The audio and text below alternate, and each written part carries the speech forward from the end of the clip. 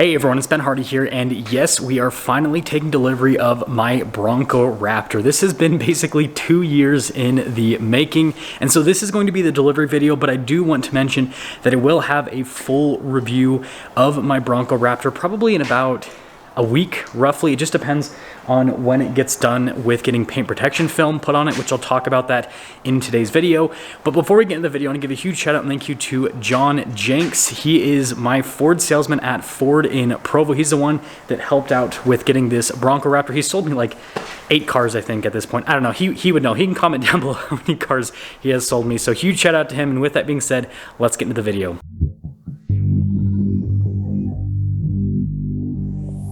Well, here she is in all of her glory. Ford Bronco Raptor finished in azure gray, which is such a cool color. And I mean, this thing just looks like an absolute beast. Now, something that's pretty cool to note, you guys can see we've got the unpainted fender flares. For 24, you can do painted or unpainted, which is kind of an interesting thing. I've gone back and forth on which one I like, but I think that unpainted, I don't know, I know a lot of people hate it, but I think that I kind of like it with this particular color because the contrast between the different elements looks really cool. Obviously, big 37s from the factory, and it's crazy, like the Wrangler has 35s and the 37s just, yeah, they make the 35s look so small. And yes, the Wrangler is still here. I thought that I was going to sell it, but after talking to my tax guy and everything, it doesn't make sense to sell it. It actually makes more sense to sell the GT350 because, believe it or not, the Wrangler has a gross vehicle weight rating of over 6,000 pounds. The GT350 definitely does not. And yeah, the Bronco Raptor definitely has a gross vehicle weight rating of over 6,000 pounds. This thing almost weighs 6,000 pounds, in fact. But yeah, it's so cool to finally see this. So I guess the first thing I'll quickly talk about is the paint protection film. So I'm doing satin paint protection film on the Bronco Raptor, which I think is gonna work really well with the azure gray. You guys can see it's got some metallic flake in it. This is basically, if you don't know, Area 51 is very similar to this color. The only difference is Area 51 has no metallic flake, azure gray has metallic flake, so it makes it look lighter in coloration.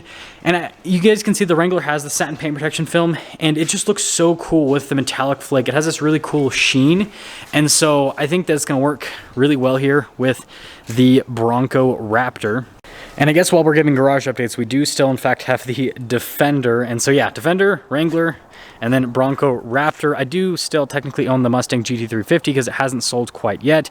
But again, because of my tax guy and other things, we have to sell it, sadly. But anyways, let's get back into Bronco Raptor stuff. Now, since this is a delivery video, I figured that I would give my experience with ordering the Bronco Raptor because it is definitely an experience. So the Bronco Raptor was released for the 2022 model year, and I knew I wanted one right away because this is like the off-road vehicle that I have always dreamed of, because the Bronco Raptor basically combines Wrangler off-roading ability with Raptor off-roading ability. Now, it's not as good as an F-150 Raptor with high-speed stuff, and it's not as good as a Wrangler with low-speed stuff, but it's this nice in-between where it's insanely capable, and I think it's good enough for most people with most off-road situations. But obviously, everyone knows that getting Broncos is hard, and getting Bronco Raptors is even more difficult. And so with the ordering process and everything for the Bronco Raptor, it's just a matter of patience. Basically, I had to get in line and wait for, you know, my spot to come up, which took probably about, I'd say just over a year, roughly. I think it was like a year and 3 months or so. I can't remember. It was just over a year though. And then in terms of, you know, the waiting after I put the order in, it took about another 9-ish months for my Bronco Raptor to arrive. So about 2 years in total in terms of when I wanted to get this vehicle and when I actually took delivery of this vehicle, which I know a lot of people are going to say that is a long time. Now, I'm sure that the wait times in the future are probably going to be a lot less long because production with new cars has just sped up a massive amount post-pandemic. But I think that that actually makes this vehicle so much more exciting to me because instead of just, you know, wanting a vehicle and then getting it right away, right? Getting it right off of the dealer lot, you know, I've had to wait a long time. And so now that I like finally get it, it feels more of an accomplishment, if that makes sense, because it's like I've had the patience to like see this whole thing through. And well, patience, it's almost always worth it. I'm so glad that I'm like back in a Raptor. This is something that I was thinking about last night when I took this home, is I was like, man, it is so nice to be able to drive a Raptor again. I've missed like the Raptor driving experience. It's unique. Like no other vehicle drives quite like a Raptor. And I mean, no other vehicle from a let's actually get outside. You can't see. I was gonna say no other vehicle from a cockpit perspective. Like, look how cool this is. This is what you get to see when you drive a Raptor. It is so fun, just with the steering wheel, the marker there at the top, the paddle shifters. And then something that I really like about the Bronco Raptor is if you get the carbon fiber, it's got a matte finish instead of a gloss finish. I think this looks so much better than the gloss carbon fiber. I hope that more, I've noticed that more automakers are doing it, but I hope that more continue to go for the matte finish because it just, I don't know, it looks a whole lot better. Now, the most important thing before you set off in your Bronco Raptor is you got to pop it into the R mode, which is your custom mode here. You guys can see what I have mine set at. Oh, of course it goes away.